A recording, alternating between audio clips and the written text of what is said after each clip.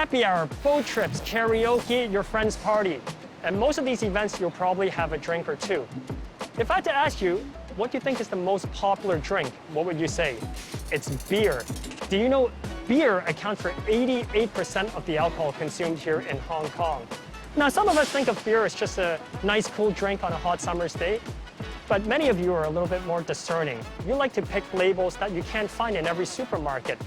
I am talking about craft beer. Do you know there's a growing craft beer industry here in Hong Kong? In 2013, there were only 2 breweries, but today there are over 20. And these operations are super cool. Today I'm lucky enough to go visit one of them and talk to some of the people responsible for making these niche and delicious beers. Let's go. Lucky is right, Des. I can't imagine how much work goes into crafting your own line of beer, let alone in this concrete jungle. Can't wait to find out more. Connor, your title is head brewer, right? Yeah. What does that mean? Tell us what you do. Head brewer means making beer, coming up with designs, coming up with recipes for creative and different beers, producing probably about two seasonals per month, and then lots of core beers as well. And where does your inspiration come from? Is it from things you see? Is it from food you taste? Where does it come from? More food you taste, yeah. I think brewing is pretty close to chefing, yeah. It's very, very much to do with flavors. It's to do with blending flavors together, and that's how you come up with your final product. So tell me about the favorite beer you've ever made and also the craziest. Okay, so probably my favorite beer is a Tonka Bean Imperial Stout. So we had a really, really full-bodied Imperial Stout aged in rum barrels for over a year. I think it was like 14 months in rum barrels, and then we took it out of the barrel, put it into a tank, and then we aged it on Tonka Bean. Tonka Bean is like a Brazilian, South American spice. Really, really amazing. Super, super aromatic. It's one of these beers like you pour it at the tap and 5 meters away you can smell it when you walk in the door. Super, super aromatic. And the fragrance is like what, coffee? More like a kind of a cinnamon gingerbread. Really, really gingerbready cinnamon. And then the base beer has got lots of chocolate in there as well. Craziest beer I think we've ever done was a matcha milkshake, yeah? So we did like this like milkshake beer, so lots of lactose in there, hazy base, and then we sieved a load of matcha in there. One of those ideas that I was just like, this is never going to work. Didn't want to do it, but one of my team convinced me, did up a little trial, and the trial was actually like amazing, so I was like, okay, let's do it. What's the decision-making process? How do you guys as a group come up with what to brew? Is it kind of like people suggest and Connor gives the stamp? Or? People suggest, and then we actually vote democratically. We have a pretty unusual process here. Everything is voted for democratically, so the CEO and the owner get the same vote as the guy who just started like 1 month ago. So yeah, everybody has an option to put forward ideas, and then as a team we kind of vote over which beers we're going to pick, and then it goes all the way through the naming process as well. That's cool. Yeah, it's pretty different. What do you see as the definition of craft beer, and also what's the craft beer market like here in Hong Kong? Craft beer for me, I guess, comes down to ingredients and creativity. Macro breweries will use much less hops, much less expensive ingredients. We are very, very lucky here. We get to use like 20 grams per liter dry hop in a beer, which is pretty crazy. Like 10 years ago, if you told somebody you were putting this much hops in a beer, they would have been like, no. Like, craft beer is really pushing the boundaries of what you can actually put into beer and what you can do with beer. Craft beer scene in Hong Kong, I have to say I was really surprised when I came here. I initially kind of came with this kind of maybe I'll stay here for 2 years and like teach people about beer and stuff here, and then I came here and I realized the scene is actually like really, really advanced already. There's a lot of really, really good breweries here. Now you guys didn't start off as a brewery, right? No, our owner was in Japan and found this Japanese beer that he really, really liked and decided to import it into Hong Kong, and then we actually ended up going into partnership with that brewery. And we built a brewery in Hong Kong. Crazy, crazy brewery. The brew house was on the ground floor, and then the entire fermentation room and everything else was on the 10th floor. So logistically, one of the most crazy breweries in the world. So you guys were brewing for the Japanese brewery here in Hong Kong? Yeah, we're brewing for the Japanese brewery here in Hong Kong and exporting it to China. Okay. And then once that kind of finished up, they decided to pull out of the Chinese market. Then we were left with a brew house and an entire brew team who were kind of wanting to do something. So we set up a different brand. What do you see as the future of craft beer here, both in Hong Kong and in the Greater Bay Area? I think the craft beer scene here is going to boom in the next 5 years. I think there's just a lot of really, really good breweries I think 5 years ago, there was a lot of breweries making good beer, but maybe not pushing the boundaries as much, and now people are pushing boundaries a lot more. There's a lot of like sour beers out there, there's a lot of barrel-aged beers, there's a lot of like wild beers where we use wild yeasts and stuff like that. So yeah, I think in the next 5 years you're going to see a lot more brands pop up, and you're going to see craft beer hopefully become a little bit more mainstream, because it's still a little bit niche, yeah.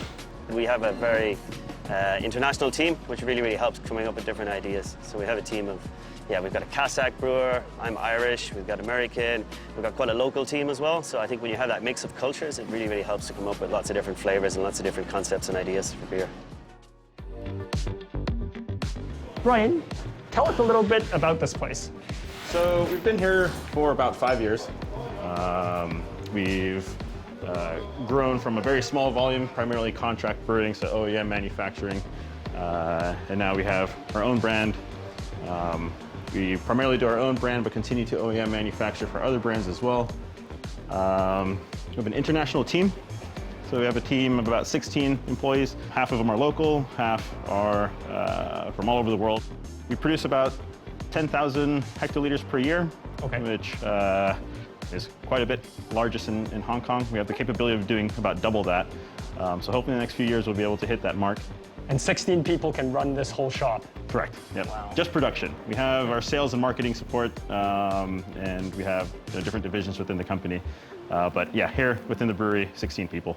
Quickly run us through the beer making process, please. Okay, so it all starts with grain, right? So it's malted barley. It is primarily grown in Australia and Germany, where we get our sources from.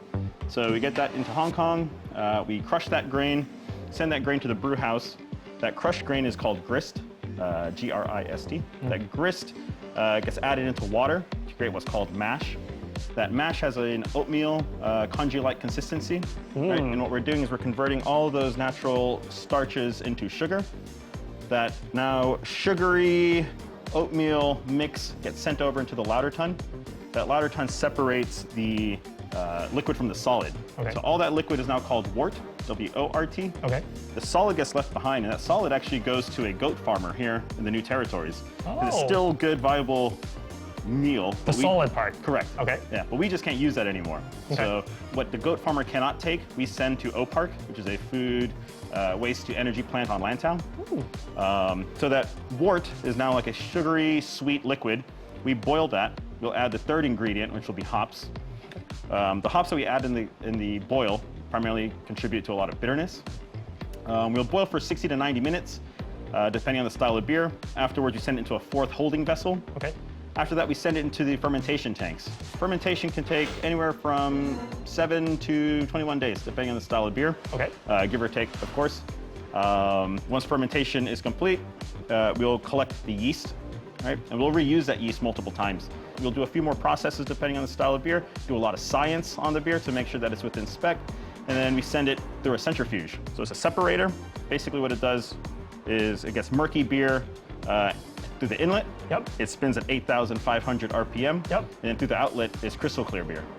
Okay. It sits into our bright tanks where we add CO2 and make sure that the dissolved oxygen level is as low as possible. Once that's done, do a little bit more science again, and then we send it to the canning and bottling line. And that whole process takes about 1 day per batch.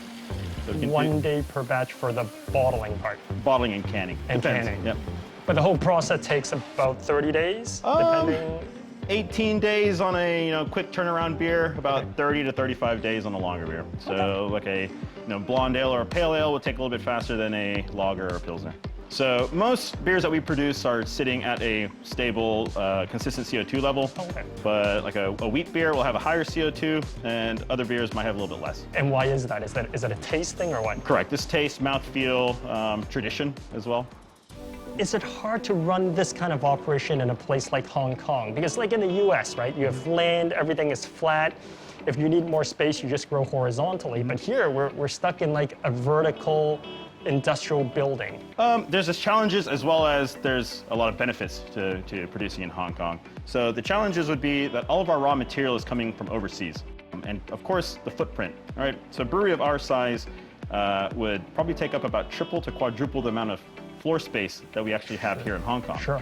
But because of our limitations here, we have to grow, like you said, vertically. But actually Hong Kong being a international port city, a big port city, Yep. we're able to get things in easy. Although we have to import everything, it's not as challenging as what maybe producing beer in other markets would be. All right, and then tell us about the culture of this place and how do you maintain a culture? Because like I said, when I come in here, the vibe I get is this is not your usual office. For sure. Someone who works here has to enjoy being here and enjoy what you're doing. Yep. Right? How do you go about cultivating that? Yeah, we just try to foster a very fun atmosphere to work in. It's hard work, definitely. Sure. It's very strenuous. You're on your feet all day. You're lifting heavy equipment. You're doing things that you wouldn't normally do in a 9-to-5 office. But I believe that everyone that works here tends to find that this is a great place to work.